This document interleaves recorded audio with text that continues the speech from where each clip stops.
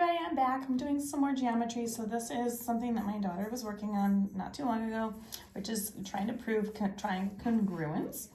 So we are looking at trying to figure out what the postulate or theorem is that's used to make sure that these triangles are congruent.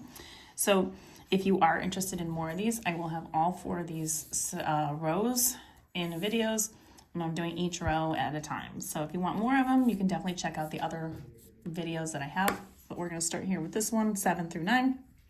And we do see we have one side that is equal, that has a little line indicating that those are two the same or equal congruent pieces.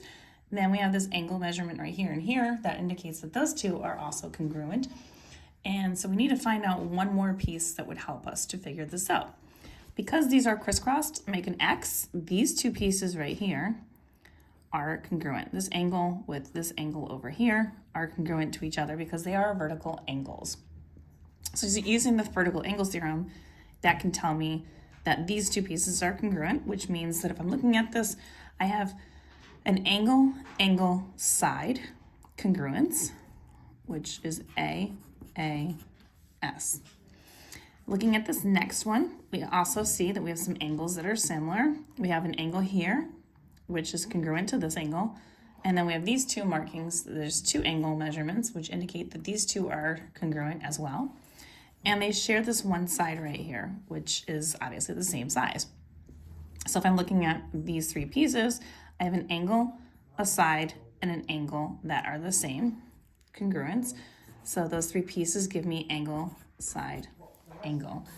And then my last piece over here in this one, we see that we have a side congruent to this side. These two tick marks indicate that these two tick marks are the same, so these are congruent. And then they share this last side right here, so that means that this piece is congruent, or I'm putting three little tick marks there, indicating that it is different size, but it is the same, both obviously, KM is the same thing as MK. And that means that I have side, side, side congruence.